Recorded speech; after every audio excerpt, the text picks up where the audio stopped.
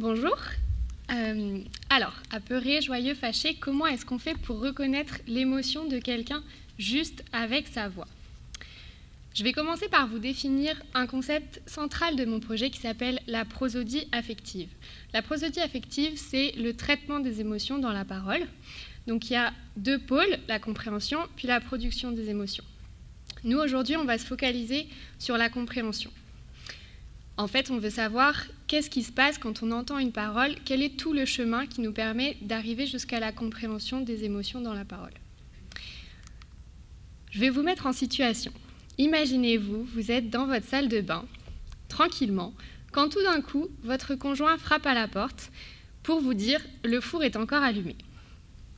Vous ne le voyez pas, ni son visage, ni son attitude corporelle, mais vous avez bien compris tous les mots, vous avez juste vos oreilles pour décrypter les émotions qu'il vous a transmises. Vous avez tout compris, mais il vous faut une étape de plus pour interpréter correctement sa phrase. Je vais vous faire un petit exemple. Je vais me mettre à la place de votre conjoint. Je vais vous tourner le dos pour les besoins de l'exercice. Je m'excuse. Et je vais vous dire 3 émotions différentes avec cette même phrase. On va voir si vous les reconnaissez. Le four est encore allumé. Le four est encore allumé. Le four est encore allumé. Merci pour cet aparté. Je pense que vous les avez reconnues, ces 3 émotions, mais on va les regarder ensemble. Donc la première, c'était de la peur. Votre conjoint est complètement paniqué, le four est en train de prendre feu, c'est la catastrophe, il faut absolument que vous sortiez de votre bain. Deuxième situation, il était super content de vous annoncer qu'il vous avait encore préparé vos gâteaux préférés et qu'ils étaient prêts pour vous.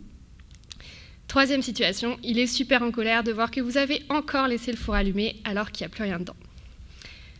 En gros, ce qu'on voit là, c'est qu'avec exactement les mêmes mots, je vous ai fait comprendre 3 choses complètement différentes. Vous avez interprété ma phrase de 3 manières différentes. C'est ça la prosodie affective. Mais c'est un petit peu plus complexe que ça. Dans votre cerveau, ce qui se passe, c'est qu'il y a plusieurs étapes. En tout premier, vous avez entendu ma parole. Vous avez juste perçu le son. C'est arrivé dans vos oreilles. Ensuite, vous avez discriminé tous les traits acoustiques. Vous avez essayé de repérer si ma voix était aiguë, grave, forte, faible, avec un débit rapide ou lent. Ensuite, vous avez combiné tous les paramètres acoustiques que vous aviez entendus et vous avez essayé de reconnaître si vous connaissiez cette combinaison. Donc par exemple, aigu, fort, rapide, ça fait de la joie. Et enfin, vous avez accédé au sens de qu'est-ce que c'est joie. La joie, c'est une émotion agréable qui apparaît dans une situation d'excitation, de tranquillité, etc. Donc on voit qu'il y a quand même pas mal d'étapes. Pardon. Je vous rassure, dans la vraie vie, ça va très très vite. C'est une habileté qu'on utilise tout le temps. Et on sait aujourd'hui que le facteur de l'âge peut être un facteur qui influence cette capacité. Aujourd'hui, ce qu'on sait, c'est que les personnes âgées ont plus de difficultés à comprendre la prosodie affective, les émotions, que les personnes jeunes. C'est des personnes âgées qui n'ont pas de troubles auditifs, donc l'étape entendre tout en haut, elle est préservée. Mais par contre, ce qu'on ne sait pas, c'est à quelle étape se situe la difficulté. Est-ce qu'il y a un problème au niveau de la discrimination, ou plutôt au niveau de la reconnaissance, ou au niveau de l'accès au sens? Donc c'est un peu ça mon projet de recherche.